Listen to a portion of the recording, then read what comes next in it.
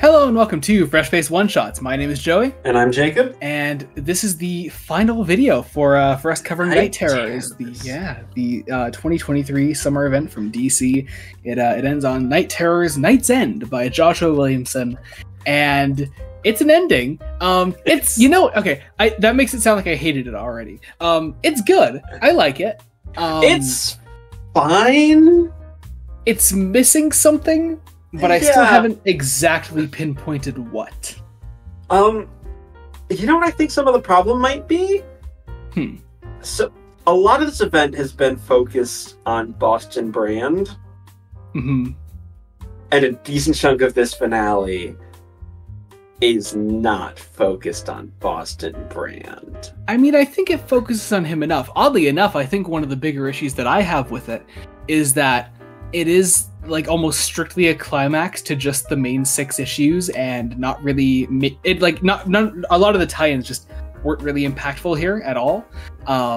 Especially because I read a fair few of the tie-ins as they were coming out, and a lot of them ended with to be continued in Night's End, and it's like, okay, sure, maybe like 3 of them were, but that's about it. I don't know. It's a little weird. But that said, I did still enjoy it, and I'm very excited to talk about it. So let's dive in. First off, I forgot how much I really loved Howard Porter on this story, because he does just the opening issue and the ending issue here, and he just, I don't know. I think I agree with you. I really wish he would have done the main 4 issues as well, but I'm okay with this. I see we get into this. We open on this little girl having a nightmare, and her father and her mother like comforting her and saying everything's all right. And of course, everything's not all right because sleepless nights are everywhere, and it's fun. Insomnia's invading everyone's dreams. It's a nice little opening scene of just the normal people in the DC universe that we don't always get in comics. The kind of people that literally create characters like Insomnia. Which I think is kind of cool. I think it's important to show that, in ending the fight against Insomnia here. We get into it then.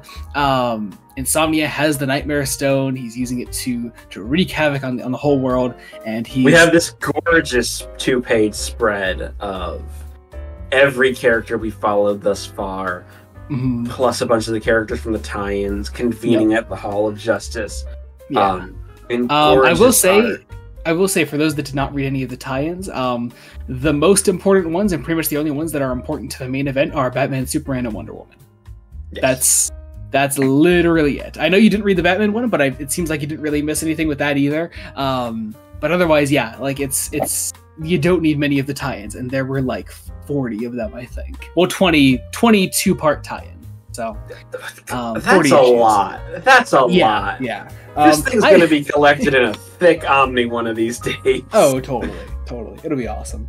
But yeah, so Insomnia offers Boston Brand what he thinks he wants, which is a family to be dead with him, and I kind of like the look of the dead family with the mom and the 2 kids. Which I feel is at least subtle commentary on the DC heroes all have families. Like, oh, totally, yeah. Which is the spoilers, I guess, but these videos are always spoilers. The whole thing is that Insomnia gets it wrong. Like, Boston Brand doesn't want a family; he wants something else. But maybe it's Insomnia. It's the fact that Insomnia knows and has invaded the dreams of the DC universe. That everything is. You're right. Like, everything is so focused on family that he thinks like, okay, well, that's what Boston wants as well. Everybody wants a family in the DC universe, and so that's what he gives him temporarily here. As we kind of shift focus from Boston Brand then. And we go to Insomnia fighting a lot of our main heroes here. We have Batman, Superman, Wonder Woman, Wesley Dodds, Damian, Robot Man, Zatanna, and Detective Chimp, which is great to have. I will say also, that was another one of the important tie-ins, was the Zatanna one with her and Robot Man. Which is what I did not read. Yeah. That was a fun one. Actually, is this your first ever? Oh no! He was in New Teen Titans, wasn't he? Robot Man. Yeah. There was some Doom Patrol crossover there. Yeah, true. That said, though, any modern comic with Robot Man, I feel like everyone's writing him with the voice of Brendan Fraser, as they should. but you can totally tell. I think that's just my opinion, but.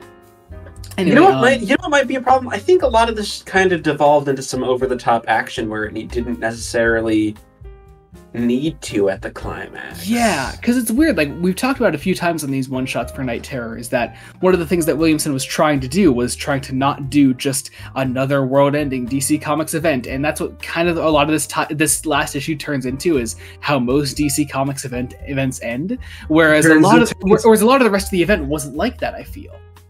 Yeah, it almost feels like an editorially mandated, bring all the heroes together, fight the bad guy at the end. It's like, okay, yeah, sure. It's a little paint by numbers, and it's still fine. Williamson has a great handle on all these characters, and he gets some nice little heartfelt moments with Boston, sprinkled throughout it. But otherwise, yeah, you could kind of plot this finale into a lot of other DC events, and it'll pretty much turn out the same way. Yeah, I mean, I don't think it's enough to necessarily ruin all the goodwill that Williamson has built up over the last 5 issues, because oh yeah, yeah, I still loved the bulk of this event. I really did. I just don't think it really fully stuck the landing where it could have. Yeah, yeah. I hope Insomnia can get more exploration after this. Yeah. Insomnia seems like a character we could have a lot of fun with in future events, or not even events, just in regular comics. Yeah, it'd be great. But yeah, maybe eventually when we bring back the Justice League, they can fight off Insomnia themselves. I don't know, that could be fun. But maybe. Yeah. But yeah, it's like, I like that we eventually have Insomnia trapped in his own waking nightmare, a la Alex Burgess from the Sandman. yeah, totally. Which again, I think big missed opportunity to not have any Neil Gaiman Sandman characters show up in this. Like, Josh, just for a panel, give me Dream and Death. Just for one panel. We literally have the Dreamstone in this last issue here. Like, it's right there. Wesley Dodds gets his hands on it. Wesley Dodds holds the Dreamstone. The Sandman holds the Dreamstone, Williamson. It's right there. But whatever. But yeah, overall, it's okay. We do kill off, quote unquote, Deadman towards the end of this. Yeah. As Batman is pretty sure by the end, he's gonna come back eventually. Deadman's died before, literally. Literally. Also, Bruce seems to be traumatized completely. I don't know if that's meaning to lead into You know what's really funny is both this and Gotham War Battle Lines came out on the same day, and I read them back to back, and they actually work really well together. I was gonna say, Battle Lines picks up in universe a few weeks after this, and Bruce is waking up from his coma right at the start of it. And, so it's meant to lead into that. Yeah, it literally leads directly into it, and I find that really, really interesting. Yeah. Also, I know you mentioned it already, but just how fucked up is the ending for Insomnia? I don't know. That took me by surprise. I thought for a second we were gonna humanize the guy, but no. Then all of his kids and family turned into zombies and dragged him to hell. And I was like, okay, cool, all right, let's do it. Why not? Let's do it. I like how we put Wesley Dodds back in his grave. Yeah. Although this is me curious for how that new, because he is getting his own series coming up soon for the new Golden Age stuff. What's gonna happen is Zatanna can resurrect him again. That's true. But yeah, we bury Wesley Dodds again. Batman's in a coma. I like this moment of this family, of the daughter of this family throwing away her drawings of superheroes because she's been scared. Yeah, people are scared of the Justice League now, or I guess what would be the Justice League, the heroes of the DC universe. It's a really sad moment, and leading into where this issue ends, which is what we were building up to all along, which is the past 3 big DC events. Williamson has been building up to something. This is a continuation on that. So this council of people that Amanda Waller is talking to, they also appeared in Dark Crisis, and obviously the Helmet of Hate is something that showed up in Lazarus Planet, apparently. I still didn't read Lazarus Planet. I will, I swear. But yeah, so now we have that. We have the Helmet of Hate. We have the Nightmare Stone, and this makes a man called Dr. Hate at the end, which I kind of can't wait for to see what happens with that shit. It's a ridiculous idea. It's to be continued in Beast World in November 2023. Yes. Which is the big Titans event that's going to be? I guess we don't have any solicits for it yet, so I guess we'll find out. So yeah, we'll see. I am reading Titans currently, so I will let you know how that is, and I will let you know if there's anything you need to know in that. But that was Night Terrors. That was Night Terrors. Yeah, I wish the last issue was more exciting than it is. Yeah, it's fine. Like, yeah, but I wanted more, and like, I think Williamson could have given more. True. Maybe he was rushed because I know this was like a last minute event. Mm-hmm. But it's one of those things where it's like, well, that was something. Yeah, it was. And like I said, like most of the event was good. I do wish Williamson could have done more with the last issue here. Yes. Yeah, but anyway, I guess that about does it. Now it is time to return to some normalcy. So coming up on Fresh Face One Shots next month, we have the continuations for Superman and Batman Brave and the Bold with number 6 and number 5 respectively. And then we have Wonder Woman by Tom King starting up with Wonder Woman number 1 next month, which I'm very excited about. Or I should say this month, because this is coming out on September 1st. But yes. Yeah, that's all this month. Be sure to look out for all of those. We're covering Batman, Superman, and Wonder Woman, the whole Trinity in various ways, sort of. And I'm really excited about it. I'm really excited to just be regularly covering those 3 characters on the channel. Yeah, I'm also just excited to not have to be recording one or two of these every week. That's true. Although, as far as I can tell, I think Superman and Brave and the Bold are still coming out in the same week from this point on. But I don't know. Well, that's okay. That's just 2 weeks we have to record these. And that's true.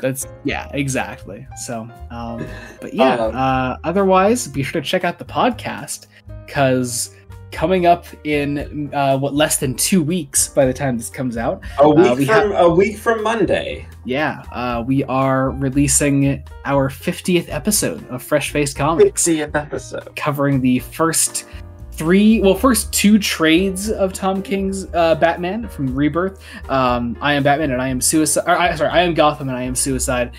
Plus the crossover event Night of the Monster Men. Plus we're also taking a bunch of fun 50th episode questions that we got in on Twitter over the past 2 days. As of recording this, we're about to record episode 50 right now, actually. So it's gonna be fun. I kind of can't wait for that. So yeah, we're gonna see how that goes, and be on the lookout for that when that comes out. Also check out Star Trek reviews on the channel. Breaking Brian just released its 8th episode yesterday, covering Better Call Saul season 2. And I guess that about does it for me. Anything for you before we close out quick?